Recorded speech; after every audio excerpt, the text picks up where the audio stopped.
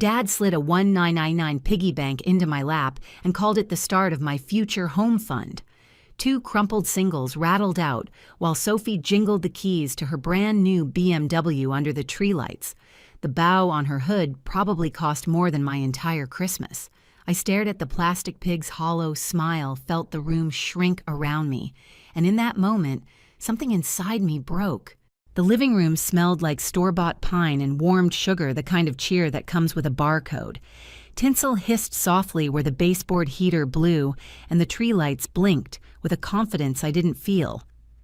Sophie twirled the BMW fob between her fingers, a little chrome planet orbiting her manicured sun, while our parents watched as if she'd cured something. My lap, by contrast, held a $1.99 plastic pig with a smile that didn't know any better. 2 singles rattled out when I pulled the stopper, weightless as a shrug. People think favoritism is a single moment, loud and undeniable. They don't understand it's a climate.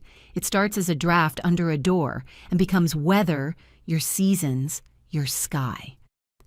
In our house, the forecast always favored Sophie. When I was 5, her birthday had a real pony and a cake shaped like a castle, with sugar windows that glittered in photos. Mine had a grocery store sheet cake that apologized in icing. "Your sister needs the social stimulation," Dad said, his hand already reaching for the checkbook. "You're so independent, Claire." Independent was a ribbon they tied around neglect and called it a virtue. I walk past the wall of frames and the narrative they've curated. Sophie in Italy, with pigeons lifting off like choreography. Sophie under theater lights, frozen mid-turn. Sophie in a sweatshirt from a college she didn't finish, looking domesticated by luck. I appear in the margins, an elbow at the edge of a frame, a cap and gown blurred by motion, a science fair ribbon half hidden behind a homecoming corsage. It's not that I wasn't there. It's that, in this museum of family, I was labeled miscellaneous. In the bathroom, I hold the marble counter and try to force tears like a faucet that's rusted shut. The mirror is clinically honest. It keeps showing me a woman who trained her face to be a neutral surface. There's a weight in my sternum that makes breathing an isometric exercise. If grief had a sound, it would be the hum of the fan above me, relentless and boring, the opposite of cinematic. Through the door, their voices drift up like clinking glasses. Reliable image is everything for clients, Mom says. In her mouth, image is a sacrament. It sanctifies the car in the driveway as a career necessity and my Toyota as an aesthetic problem. That car, my faithful, dented, oil-changed in parking lots Toyota, has more history with me than anyone in this house. At 19, I drove it to a campus where I cleaned the cereal aisle from 5 to 7 a.m. and solved statics equations from 8 to noon. I learned the language of forces and failures, how beams carry loads, and sometimes hand them off when they can't. I learned the shape of my family in the same way, where the weight was and why it always ended up on me.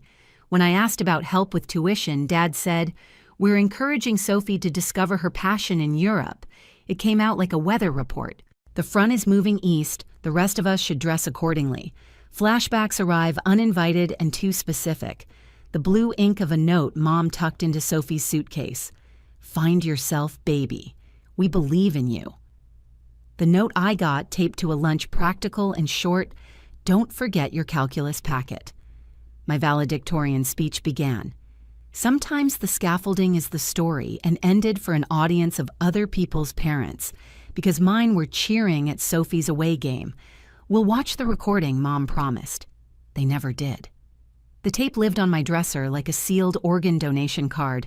Good intentions rarely leave their envelopes. I unwrapped the Christmas gifts. I brought leather briefcase Dad admired in the window, silver bracelet Mom let linger on her wrist in a boutique, the camera lens Sophie mentioned, without looking at me. As I lay them under the tree, I recognize the choreography I perform generosity, so no one has to notice the imbalance. Self-respect in our house is a backstage prop. What the audience applauds is reliability the daughter who arrives anticipates provides. The piggy bank seam doesn't meet perfectly at its belly. My thumb keeps finding the misalignment, that narrow canyon where 2 halves were supposed to kiss and didn't. Our family is like that, molded to look whole, faint fault line running through the middle. We covered it with bows, with stories, with captions about blessings. The bow on Sophie's BMW is so aggressive, it could be a threat. It sits like a laugh you can hear from the street. Downstairs, Dad is telling Sophie to take Highway 101 because coastal shots read as success. He speaks in a brand vocabulary he doesn't admit is religious. Mom asks if I'll take a photo of the three of them with the car. The request lands with a dull thud in my chest. I could compose a shot that makes the house look bigger, that hides the rotting fence, that redeems the siding in afternoon light. I could frame their story better than they can live it. I've been doing that since I learned to hold a camera. When I finally do cry, it's not pretty. It's an overflow valve. Salt and mascara meet in the rift beneath my eye and sting like a warning sign. I rinse my face and dry it with a towel that smells faintly of bleach and lavender, clean but not soft. That's our house motto: tidy foregrounds, structural neglect. We organize our feelings into labeled bins and stack them in the garage until the door won't close. In the quiet, I hear myself counting. Engineers count, without meaning to risers on a staircase studs behind drywall, seconds between thunder and the light. I count the breath in the breath, held the breath out the 5 footsteps between sink and door, the 6 photos of Sophie on the staircase and the one of me near the top half cropped by the frame. Numbers are honest, which is why people use them to lie. A memory sneaks in from a different angle, Grandma's hands soft as old paper threading a needle through, felt to make the bear she gave me when I was 9. For the nights when you're too brave to fall asleep, she said. She smelled like ponds and cinnamon toast, and her lap was the only place where independent didn't feel like a charge. When she died, her jewelry went to Mom and Sophie. I got a shoebox of postcards she never finished. I love them more than the stones. Back in the hall, I pass the thermostat and want to set it to a temperature where truth can survive. On the credenza sits a bowl of red glass ornaments. In my mind, one of them is hollow enough to swallow a scream. I'm not dramatic by nature. I believe in loads and limits and the ways good design keeps both in conversation. But there are rooms where good design is used to make harm look intentional. Minimalist shelves holding maximalist silence, the aesthetic of restraint misapplied to love. I catch my reflection in the dark window above the sink, a woman in a sweater the color of wet cement hair pulled back like I'm trying not to take up space. If I keep living here, as in this house, here, as in this story, I will become the kind of structure you pass without seeing and only admire when it falls after a lifetime of holding what it was never meant to carry. The realization is sudden and untheatrical. It's a checklist item. It's a beam calculation, returning an impossible number. Upstairs, my childhood room keeps every echo. The comforter is patterned with tiny blue anchors I chose at 13 because I thought wanting to be held in place was the same as wanting to be safe. My suitcase gapes on the bed like a mouth waiting for an answer. I stage what matters the way stagehands load a truck first, the irreplaceable, then the useful, then the rest if there's room, the bear, the album, the wooden box with my first blueprint lines not straight so much as earnest. I zip the case and feel the teeth catch and hold the small, satisfying violence of closure. Sometimes the most radical thing a person can do is believe their own temperature. I'm cold in this house, designed to be warm. I'm starving in a kitchen with 3 kinds of butter. Independent doesn't have to mean unheld. I press my palm flat on the dresser to steady the shake that isn't fear so much as acceleration. Somewhere in the driveway, a white hood gleams like a promise I was never offered. Somewhere in me, a different promise, smaller, but mine starts to glow. The house went quiet around midnight, but it wasn't the peace of rest. It was the heavy quiet of people too satisfied with themselves to notice who they'd left behind. I lay awake in my childhood room, the blue anchor comforter pulled to my chin, listening to Sophie's laughter drifting up from the living room. It rolled through the vents like perfume-sweet cloying hard to escape. Every rise of her voice was another reminder that joy in this house had always been rationed and she held the majority share. By 2 a.m, the ache in my chest had hardened into something else. Not anger, clarity. A decision had been waiting in me for years, gathering dust like an old suitcase in the attic. That night, it came down from the rafters. I sat up, switched on the lamp, and saw myself in the dresser mirror. My face looked pale and deliberate, as if the woman staring back was already somewhere else. I packed with the precision of someone who knows what cannot be replaced. Grandma's bare first, its fur thinning the seam along its belly, still stitched with her crooked hands. Then the college photo album edges softened by years of being thumbed through during lonely nights. The wooden box with my first professional blueprint, the lines still smudged where I pressed too hard with the ruler. Clothes went in next, but only enough to last until I could find somewhere that felt mine. The expensive gifts I had given them, briefcase, bracelet, camera lens, stayed beneath the tree like offerings at an altar that had never blessed me. Downstairs, the coffee maker sat waiting its timer set for dawn. I placed my house key beside it on the counter. For years, I had carried the silent hope that one day, if I tried hard enough, if I gave enough, if I endured long enough, they would look at me and finally see. But that key had never opened their hearts, only their expectations. Leaving it behind felt less like abandonment than honesty. By 3:42 a.m., the Toyota hummed awake in the driveway. The air outside bit through my sweater sharp with December frost, but the car heater worked like an old friend, slow to warm but steady once it got going. I eased out of the neighborhood, the street lamps bending into halos through the first flakes of snow. The BMW sat parked under the glow of the porch light red bow, still glistening in the dark. It looked like a monument to the life I was expected to applaud. I didn't look back. Highways at that hour are their own country. Semi-trucks thundered past, spraying curtains of slush onto my windshield. For 3 seconds, I was blind heart thudding until the wipers cleared a path. My hands shook on the wheel, but not just from fear. Each mile marker felt like a bead slipping off a rosary, prayers I'd never been granted falling away. The phone buzzed against the console. Mom's name lit up the screen. Not "Are you safe?" Not "Come home, we're worried." Her voicemail. "Claire, did you remember to pay the electric bill for the cabin? Sophie needs it for her clients' photo shoots." Even now, her priority was an unpaid bill for a property I never used. My usefulness had always been my currency, never my presence. I let the message play out, then pressed delete. At dawn, Oregon rolled beneath my tires. The fog thinned and a pale stripe of sun pulled itself across the horizon. My shoulders sagged as if gravity had shifted. For once, the silence in the car wasn't absence, it was relief. Still, memories crashed like waves. My valedictorian speech delivered to empty seats. The smell of burnt coffee in the dorm kitchen where I spent Christmas alone writing structural calculations, while Sophie posted photos from Aspen. Dad's voice on the phone saying, "Your sister needs encouragement you've always managed on your own."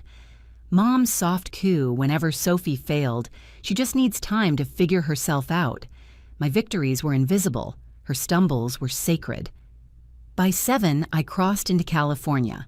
The sign stood like a witness, "Welcome." I pulled over at a small roadside diner, the neon open, flickering against the snow. Inside, the air smelled of bacon grease and old coffee warm enough to thaw my frozen bones. A waitress with silver-streaked hair poured me a mug without asking. Her name tag read, "Gloria." "Rough night?" she asked. I gave a half smile, embarrassed by the melodrama already welling in my throat. "Rough life." She didn't flinch. "Honey, I've been serving coffee for 40 years. I know heartbreak when I see it. Family or boyfriend family." Gloria nodded knowingly, sliding me a menu. "Blood makes you related. Love and respect make you family. Don't let anyone tell you different." Her weathered hand brushed mine, steady and sure. "The special's good today. Comes with extra bacon." I wrapped my hands around the mug, letting the warmth seep into me. Her words echoed louder than the clatter of dishes or the hiss of the grill. "Blood makes you related.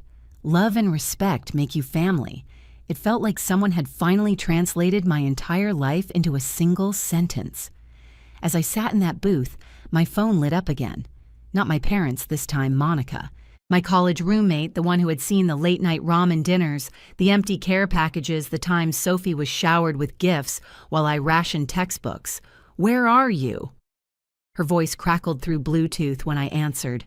"Somewhere in southern Oregon," I whispered, "heading south. To where I don't know." Silence stretched. Then Monica's voice turned firm. "Come to San Francisco. Stay with me. Family doesn't treat family like this. I can't impose stop." Her tone sharpened like the snap of a ruler. "You've spent your whole life being the helper. Let someone help you for once." Something cracked inside me, then not from pressure, but from release. Help. Such a simple word, one I'd given freely and rarely received. "Okay," I whispered. "Text me your location every hour. Drive safe. I'm making up the guest room." When the call ended, I sat with the receiver still warm in my hand, heart pounding with something I hadn't felt in years permission. I slid a 20 under the check for a $10 meal tipped Gloria for the sermon disguised as service and walked back into the morning light. The Toyota coughed, then steadied wipers brushing away the last of the snow. Each mile south felt like chipping mortar from a prison wall exposing the daylight that had been waiting all along. By the time I hit Redding, I'd silenced every notification from Mom, Dad, and Sophie. My phone finally stopped vibrating with their manipulations. The quiet in the car was heavy. Yes, but this time it belonged to me. San Francisco didn't welcome me with trumpets or banners. It greeted me with fog, thick enough to make the Golden Gate look like half a bridge reaching into nothing. But that suited me. I wasn't arriving to be celebrated. I was arriving to disappear from the script my family had written. Monica's apartment sat in the Mission District, painted terracotta with climbing ivy that looked like it had chosen to stay, not been planted. When she opened the door, she pulled me into a hug so fierce I almost forgot how stiff my body had become. "You look like you've been carrying a mountain," she murmured. "I left it on their kitchen counter," I said, surprising both of us with the bite in my voice. Her spare bedroom was modest, a futon against one wall, a dresser that creaked when open sunlight pooling on the terracotta paint. But the first night I lay there, I felt something strange, a silence without judgment. No footsteps creaking to remind me of where I stood in the hierarchy. No sister's laughter through vents reminding me of my secondary role, just quiet, owned, and whole. The next morning, I opened my laptop, heart-thudding. My cursor blinked on a blank email draft addressed to my supervisor, Mr. Sanderson. For years, I had worked late nights signed up for the projects no one wanted, shouldered loads that bent younger engineers in half. I'd been waiting for my parents' recognition, but the truth was the professional world had already seen me. I just hadn't let myself believe it. "Dear Mr. Sanderson, I'm writing to request a transfer to the San Francisco office effective immediately." My finger hovered my stomach tightening as if I were doing something scandalous, not professional. Then I clicked send. 3 hours later, the reply came approved. "Welcome to the SF team." That was my first silent strike. No grand announcement, no pleading for support. Just a new chapter I opened myself. Monica celebrated with cheap champagne and takeout tacos. To Claire, she toasted finally building something for herself. The bubbles prickled my throat. For once, the praise didn't feel like a setup for guilt. Still, the ache lingered. I found myself awake at night, the ceiling above me an empty blueprint. The word favoritism echoed until it made me dizzy. That's when Monica slid a business card across the table one morning. Dr. Elaine Levine, Family Therapy. "I'm not crazy," I said automatically. "No," Monica replied, eyes steady. "But you've been carrying a wound so long it thinks it's part of your skin." Dr. Levine's office smelled like lemon polish and old paperbacks. She wore glasses on a beaded chain and spoke slowly as if each word needed to be measured before release. For weeks, I struggled to speak at all. Then one session, the word slipped out favoritism, and I nearly choked on it. The syllables tasted metallic, like coins left too long in your mouth. "And how did that make you feel?" she asked. "Like I was worth exactly $2, I answered. Her silence gave me room to finally believe my own sentence. While therapy stitched the inside, I began shaping the outside too. I I found a rent-controlled apartment with west-facing windows that caught the golden hours. Empty, echoing, but mine. I bought a futon, a lamp, a cheap desk. Nothing more. The emptiness didn't scare me. It felt deliberate, a frame waiting for content I chose. Monica dragged me to a pottery class at the community center. At first I resisted. What did I know about clay? But when my hands sank into that cool, pliable earth, something unlocked. The instructor told us not to force it to listen to what the clay wanted to become. My first bowl came out crooked its lip, uneven its bottom too thick. But it was mine, imperfect, honest, unshared.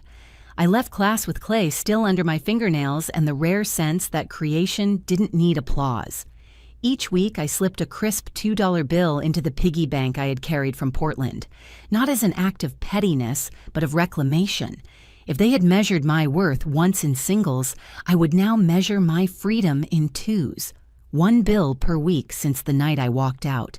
The sound of paper hitting hollow plastic became a ritual, a ledger of survival, a currency of self-respect. Meanwhile, my parents' messages shifted. At first, confusion. Where are you? Why didn't you say goodbye? Then concern. We're worried sick. Claire, please come home. By the third week, manipulation. The doctor says my blood pressure is high from the stress you're causing.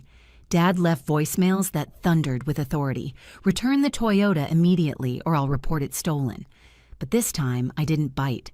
I let their words rot in the voicemail cemetery, unplayed and unanswered. It was my second silent strike. Not arguing, not explaining, just refusing to supply the fuel their fire demanded.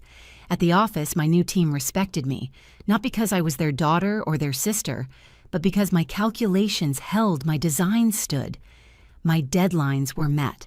They saw the structures I built, not the family that broke me. That, too, was a quiet rebellion proving worth without their approval. One Wednesday night, sitting in the church basement with my therapy group, I listened to a man named Raymond say love without respect isn't love. It's possession.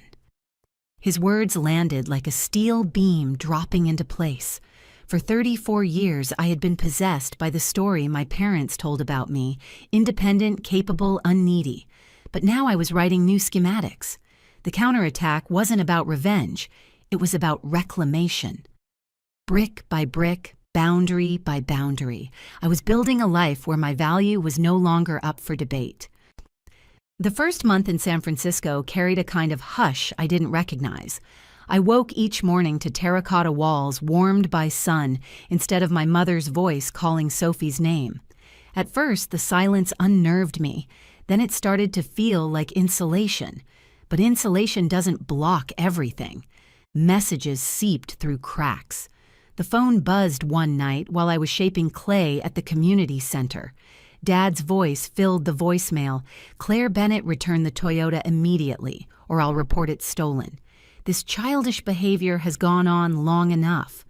I stared at my hands, slick with clay, the wheel spinning.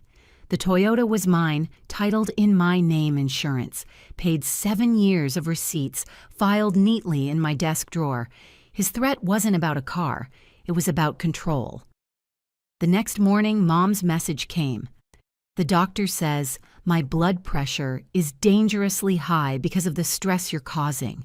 Do you want me in the hospital? Her tone dripped with practiced frailty. I pressed delete before she could finish. Guilt had been their favorite leash.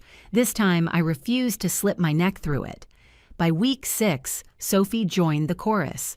Her Instagram filled with moody captions, prayers for families going through heartbreak.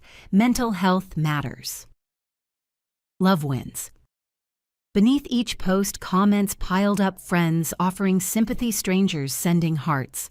Her eyes shimmered in soft-filtered selfies, mascara streaked just enough to suggest tears. To her followers, she was the grieving sister of a runaway, not the golden child who drove off in a BMW. The ripple spread wider. An aunt emailed family is everything Claire. Forgiveness is divine. Uncle Pete left a voicemail. Your parents sacrificed so much. Don't throw it all away. Even Vanessa, my cousin, preparing for her wedding, messaged me on Facebook. Everyone's worried. Can't you just talk to them for my sake? Their words landed like stones thrown from a distance, not meant to wound individually, but heavy in accumulation. At work, I learned about the whisper campaigns secondhand. A former colleague called hesitant, "Your dad said you're struggling, that you had some kind of breakdown." I felt heat crawl up my neck, not from shame, but from recognition. They weren't just rewriting family history anymore, they were trying to edit me out of my professional one. Still, I kept my silence. That was my counterattack, refusing to provide the drama they craved. When calls came, I let them roll into voicemail. When texts stacked up, I swiped them into archives. My worth was no longer up for negotiation. But holding boundaries wasn't effortless. Nights stretched long in my new apartment, the city outside alive with laughter and music I didn't yet belong to. Doubt whispered, "Maybe they're right. Maybe you're cruel. Maybe you've abandoned them." That's when I returned to therapy, to Dr. Levine's lemon-scented office. "They say I'm tearing the family apart," I admitted. Her gaze stayed steady. "Claire, you didn't break the family. You stopped holding the broken pieces together." The sentence lodged in me like steel reinforcement. For years, I had been the rebar hidden in their foundation, unseen, unthanked, but carrying the load. Letting go felt like collapse, but it was really exposure. The cracks had always been there. At the support group, Raymond leaned back in his chair, his voice rough with decades of distance from his own brother. "Family doesn't get a pass just because they share your blood. Love without respect isn't love. It's possession." The words settled in my chest like poured concrete. They gave shape to what I'd always known but never dared name. Meanwhile, my parents escalated. Sophie showed up unannounced at my new office perfume, clouding the reception area, eyes wide with theatrical urgency. "I just want to talk to my sister," she pleaded, but Monica happened to be there dropping off lunch. She crossed her arms, voice cool as steel. "Claire's in a meeting. She'll remain in meetings indefinitely for uninvited visitors." Sophie flushed, muttered something about love, and left. That night, I placed another $2 bill into the piggy bank. The sound of paper hitting hollow plastic echoed louder than any voicemail. It wasn't about money, it was about measure. They had valued me at $2 once. Now I was setting the rate myself. The more boundaries I drew, the more desperate their tactics became. Dad's next voicemail thundered, "We're selling the house. Do you want that on your conscience?" Mom's email dripped with martyrdom. "You've always been so strong, Claire. Why can't you carry us a little longer?" Sophie texted at 2 a.m. "You've ruined everything. Hope you're happy." I read each message once, then deleted it. Not because it didn't hurt, it did, but because their words no longer deserved a permanent address in my mind. One evening, shaping clay into a vase, I pressed too hard and the wall collapsed inward. The instructor, a silver-haired woman with paint-smeared overalls, leaned over my shoulder. "Don't force it." Clay remembers. So does the body. So does the heart. Every collapsed wall, every warped piece, proof that pressure leaves a mark, but also that you can reshape, rebuild, begin again. By the end of that class, I carried home a crooked vase with a jagged lip. I set it on the windowsill where sunlight hit it golden at dusk. To anyone else, it looked broken. To me, it looked honest. The power struggle wasn't about winning them back or proving them wrong. It was about refusing to play their game. Each voicemail unanswered, each boundary kept each dollar bill slipped into the piggy bank that was me choosing myself over their story. And for the first time, the silence I carried didn't feel like emptiness. It felt like armor. Cousin Vanessa's wedding was supposed to be a celebration, a white linen evening draped in roses and champagne bubbles. But for me, it was a reckoning 7 months in the making. The ivory envelope had sat on my kitchen counter for days, like a loaded question. "Will you show up?" My therapist, Dr. Levine, asked me what I wanted. For once, I didn't answer with what others needed. I said I want to face them on my terms. The Hilton room I booked was 3 blocks from the venue. My parents had insisted I stay in the family rental house. Their voicemails dripped with expectation. "It will look bad if you don't." I never replied. Boundaries don't always need explanations. Sometimes silence is the clearest answer.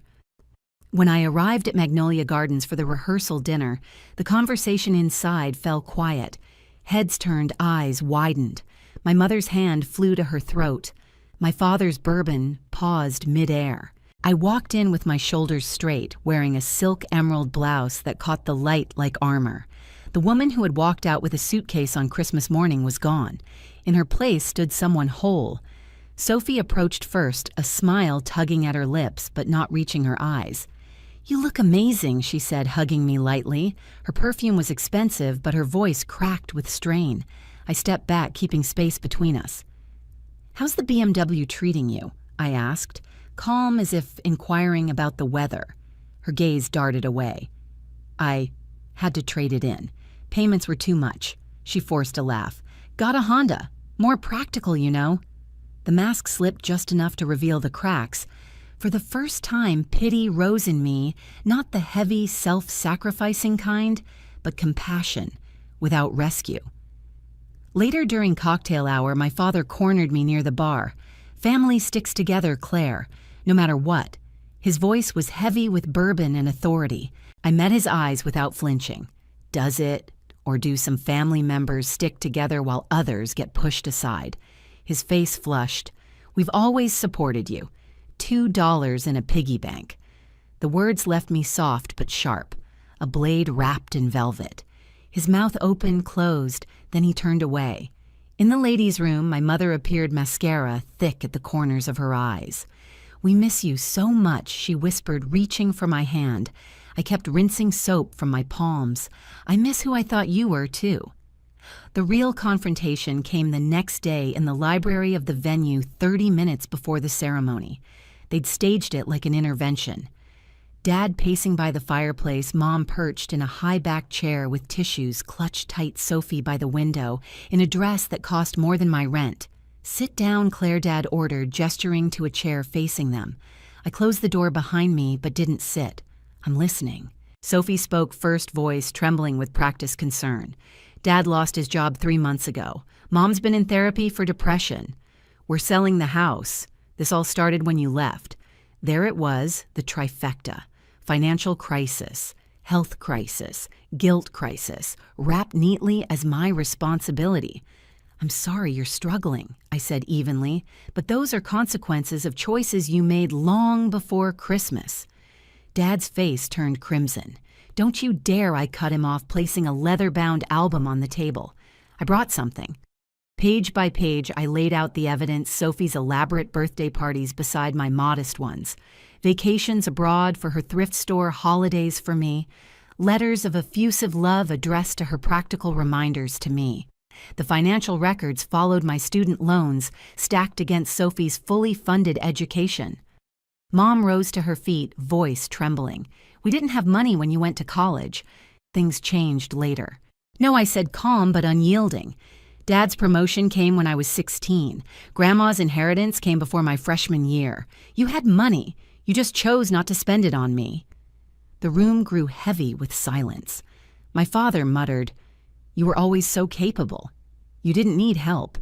Being capable doesn't mean I deserved less love." My voice shook, but held steady. Being responsible doesn't mean I should carry everyone else's burdens. I reached into my purse one final time and pulled out the plastic piggy bank. The hollow thud of it hitting the table made Sophie flinch. I removed the stopper, and dozens of crisp $2 bills spilled across the wood, scattering like leaves. For every week since I walked out, I've added one. Not as punishment, but as proof. This is what you thought I was worth. This is what I've reclaimed for myself. Sophie picked up one of the bills, turning it in her fingers. Her voice was quiet, stripped of performance. "I never realized how it looked from your side. They never taught me to stand on my own. I don't know how." Her words hit me like a soft blow, unexpected, almost tender. 7 months ago, I would have rushed to fix her life. Now I placed a hand lightly on her arm. "That sounds hard, Sophie. I'm sorry you're going through it, but I can't fix it for you." Tears welled in her eyes, and for once, they looked real. I turned back to my parents. If reconciliation ever happens, it will be under two conditions: family therapy and respect for my boundaries. Otherwise, we have nothing to discuss. Dad's jaw clenched, ready to argue, but Mom surprised us all. She placed her hand on his arm. "We'll do it," she whispered, "whatever it takes." I gathered the album and the piggy bank but left the bills scattered on the table. That's yours, a reminder of what happens when you measure a child's worth in scraps. As I reached the door, Sophie's voice floated after me. She's different now. Yes, I thought. She's right. The ceremony began, and I took my seat beside Monica, who squeezed my hand. My heart was still trembling, but lighter. Not because I'd won, but because I had finally stopped playing. The echo of that confrontation followed me back to San Francisco. On my mantle, the piggy bank sat full again, no longer a symbol of lack, but of lessons. I didn't need their recognition anymore. I had built my own. One year after the Christmas, I walked out, sunlight streamed through the tall windows of my San Francisco apartment. The hardwood floors glowed golden under the weight of rosemary and sage drifting from the oven. My table was set for 6 friends, not relatives. Monica carried in a pie, her curls catching the light, while Ethan uncorked a bottle of wine, his easy laugh filling the room like music. To Claire, Monica said, raising her glass, "Who builds bridges better than anyone I know at work and in life." Heat rose to my cheeks, but the compliment didn't sting with disbelief the way my family's rare praise once had. It felt earned, real steady. Ethan brushed my hand beneath the table, the touch sparking, not the lightning strike of infatuation, but the current of something durable. On the mantel sat the same plastic piggy bank, its grin as cartoonish as ever. Only now it wasn't hollow shame. Each week since leaving, I had slipped in a $2 bill. 52 bills for 52 weeks. A year of choosing myself. What once represented neglect had become a ledger of self-worth. My phone buzzed with a video call from Sophie. We had established boundaries, monthly check-ins, nothing more. I answered, tilting the camera so the table and my friends were in view. "Merry Christmas," she said, her smile smaller, more fragile than before. Behind her, I glimpsed a modest apartment, second-hand furniture, replacing the showroom life she once flaunted. Working 2 jobs had carved faint shadows under her eyes, but it also softened her edges. "Your place looks beautiful," she said. "You look happy." "I am." She nodded, swallowing. "Dad's 90 days sober today. Mom's at the community center handing out food baskets. They ask about you." I didn't answer immediately. A year ago, I would have folded under that weight, scrambling to prove my love. Now I let silence do the work. "I'm glad they're trying," I said finally. "That matters." We spoke for a few minutes more, surface things, safe things. After we hung up, another message buzzed in. A photo from my mother, my childhood dollhouse freshly dusted with paperwork beneath it. "Found this in the attic. It always belonged to you." For a long moment, I stared at the screen, breath caught. A symbolic inheritance, late but undeniable. After dinner, as friends helped clear plates and laughter still echoed in the room, I stepped onto the balcony. The bay stretched before me, bridges twinkling like constellations made by human hands. Buildings I had helped design etched the skyline in steel and glass, proof that my work had weight permanence meaning. Ethan joined me, draping a blanket across my shoulders. "Deep thoughts," he asked. "Just gratitude," I said softly. "For realizing worth isn't something anyone can give me. It's something I claim by refusing to accept less." Through the window, the piggy bank was visible on the mantel, no longer mocking, but luminous in its absurdity. It reminded me that sometimes the smallest betrayals reveal the largest truths. That night, when the last dish was washed and the apartment fell quiet, I held the dollhouse photo in my hands. I didn't cry. I didn't rage. I simply breathed, steady and full, like a structure built to last. The echo of my father's words, "You've always been so capable," no longer cut. They had been right in a way they never understood. Capable enough to walk away. Capable enough to rebuild. Capable enough to stand finally on the solid ground of my own making. Christmas lights blinked outside my window. soft and unassuming. No giant bows, no hollow ceremonies, just the glow of a life I chose piece by piece, week by week, $2 at a time. And for the first time, it felt like home. Have you ever felt like the invisible one in your own family, the reliable child who got scraps while someone else got the spotlight? Share your story in the comments below. I read every single one, and you're not alone. If this journey resonated with you, hit that like button. It helps more people find these stories.